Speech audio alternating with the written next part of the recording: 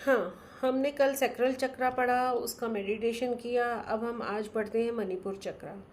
मणिपुर चक्रा की लोकेशन हम सबसे पहले समझेंगे। ये हमारा तीसरा चक्र है। रूट चक्रा, सैक्रल चक्रा, फिर मणिपुर चक्रा। नाभि से 2.5 अंगुल नीचे कल हमने जाना था सैक्रल चक्रा होता है, लेकिन नाभि से 2.5 अंगुल ऊपर वो मणिपुर चक्रा होता है। जब हम नीचे से ऊपर की तरफ चल रहे हैं तो नाभि वाले नेवल वाले पॉइंट को लेके पूरे 2.5 अंगुल ऊपर, या ऐसे समझ लो 4 ये वाली उंगली, 2.5 इंच हो गया ना शायद। हाँ, 2.5 इंच हो गया ना, 2.5 अंगुल नहीं, 2.5 इंच हो गया। और ये 4 अंगुल, लगभग इतना डिस्टेंस ऊपर करें तो मणिपुर चक्रा की लोकेशन होती है। मणिपुर चक्रा को इंग्लिश में सोलर प्लेक्सस चक्रा कहा जाता है, और ये हमारी बॉडी का थर्ड प्राइमरी एनर्जी सेंटर माना जाता है। पहला रूट चक्रा, दूसरा सैक्रल चक्रा, तीसरा मणिपुर चक्रा।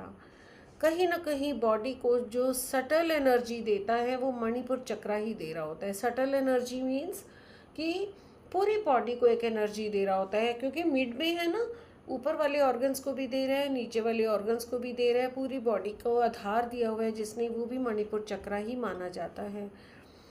एक तरह से सिटी ऑफ ज्वेल्स भी कहते हैं इसे। सिटी ऑफ ज्वेल्स मतलब कि इसका कलर सबसे पहले देखें, गोल्डन येलो कलर होता है, इसलिए भी कहीं ना कहीं इसको ज्वेल्स की सिटी कहा जाता है।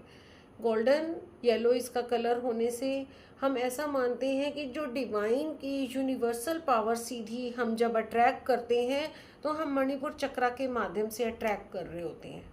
हम अपनी बॉडी में जो ला रहे होते हैं, एक तो हमारे अंदर डिवाइन एनर्जीज क्राउन चक्रा से अंदर एंटर करती हैं, फिर अगर सेकेंडरी अंदर एंटर करनी हो तो हमारा मणिपुर चक्रा ही उन किरणों को अट्रैक्ट कर रहा होता है, और वहाँ से यूनिवर्सल पावर्स को अंदर एंट्री करने का रास्ता मिलता है।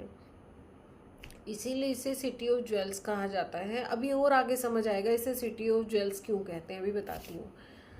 एक तरह से ये पर्सनल पावर का सेंटर होता है, सेल्फ एस्टीम का सेंटर भी होता है, अपने बारे में जानने का, अपने आप को इंटरप्रेट करने का सेंटर भी मानते हैं। एक तरह से अगर हम अपने आप को ट्रांसफॉर्मेशन करना चाहते हैं तो भी मणिपुर चक्र हमारा स्ट्रांग होना बहुत ज़रूरी है। इसकी लोकेशन हमने समझ ली, नेवल के 2.5 अंगुल ऊपर, 2.5 इंच ऊपर कह लो। नाम इसका सोलर प्लेक्सिस है।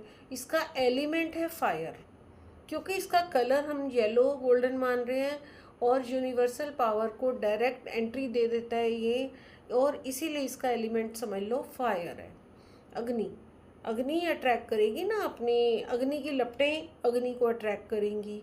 रिप्रेजेंटिंग हीट, बॉडी में भी हीट जो पैदा करता है, एनर्जी पैदा करता है, और जो ट्रांसफॉर्मेशन लाता है बॉडी में, वो भी यही अग्नि, ये सॉरी अपना क्या पढ़ रहे हैं फायर, ये अरे यार मणिपुर चक्रा कर रहा होता है। मणिपुर चक्र। मणिपुर चक्रा कर रहा होता है। इसका कलर हो गया, सिंबल इसका intellect, clarity and sun's vitality. इसकी सूर्य के समान इसका तेज माना जाता है मणिपुर चक्रा का। अब खुद सोचो, जिस चक्र का तेज ही इतना सूर्य के समान है, तो नेचुरली जब ये चक्र हमारा स्ट्रांग होगा मणिपुर चक्रा, तो हमारे चेहरे पे भी तेज होगा, हमारी बॉडी में भी एक अद्भुत तेज होगा उसकी वजह से, अगर हमारा मणिपुर चक्रा स्ट्रांग होता है तो। इसका एग्जैक्ट सिंबल क्या होता है? येलो कलर का लोटस, बीच में ऑरेंज कलर का ट्रायंगल, ऑरेंज कलर का कह लो, रेड कह लो, मतलब कलर के ऊपर हम इस अंदर वाले कलर को हम इतना डिफाइन नहीं करते। कई बार ये कलर हमारे बदलते भी रहते हैं अंदर वाले, क्योंकि हमारे एब्जॉर्प्शन के ऊपर होता है। सन तो पूरे 7 रंग हमें भेजता है अपनी किरणों के द्वारा, बट हमारी बॉडी के जो ब्लड ग्रुप होता है, जो हमारी बॉडी का ब्लड सर्कुलेशन है, जो पूरा पित्त प्रधान, वात प्रधान, कफ प्रधान, जो तीनों गुण होते हैं ना, पित्त वात कफ, उसके प्रधानता के हिसाब से हम कलर को अपने अंदर अट्रैक्ट कर रहे होते हैं, ज़्यादा खींच रहे होते हैं। हम कौन सा कलर ज़्यादा खींच पा रहे हैं वो हमारी बॉडी डिसाइड कर रही होती है। तो इसीलिए अंदर वाले कलर को हम एक फिक्स नहीं रह सकते। आपने कई बार चक्रास किसी फोटो में देखोगे वो डिफरेंट कलर के दिखा रहे होंगे, बेसिक कलर तो वही रहेगा कि मणिपुर चक्रा का येलो है तो येलो ही रहेगा, बट अंदर का कलर कॉम्बिनेशन चेंज हो जाता है। ऐसे ही इसका यहाँ पे हम मान रहे हैं कि यहाँ रेड, मतलब एक बेसिक बता रहे हैं रेड ट्रायंगल होता है, बट वो कभी ग्रीन भी हो जाता है, कभी ब्लू भी दिखेगा। ऐसे आप जितने पोस्टर देखोगे ना चक्रास के, डिफरेंट डिफरेंट कुछ ना कुछ कलर्स में होगा ही होगा। अच्छा, लॉर्ड विष्णु का ये मेन माना जाता है, भगवान विष्णु का ही माना जाता है।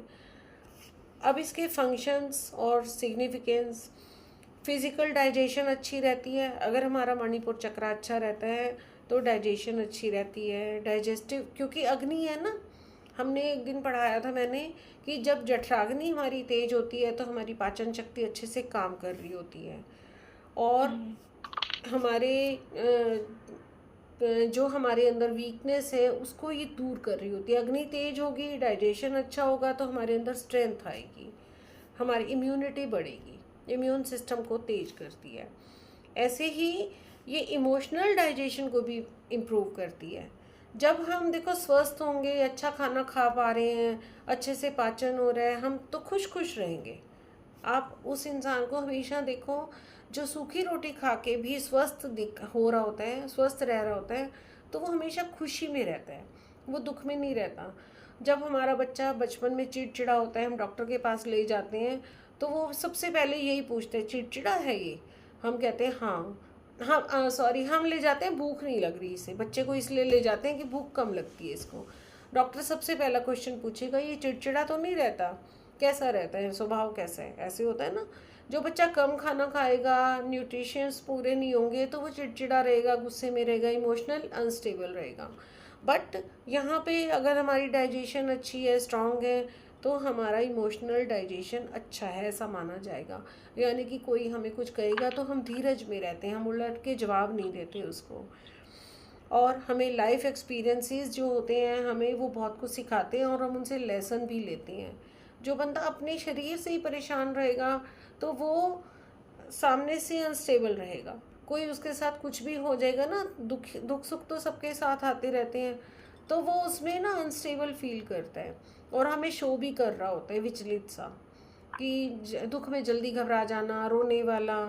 और अगर खुश है तो खुशी में एक्स्ट्रा खुशी भी मना रहा होता है वो।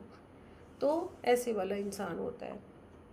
विल पावर स्ट्रांग होती है, जिसका मणिपुर चक्र अच्छा होगा उसकी विल पावर स्ट्रांग होगी।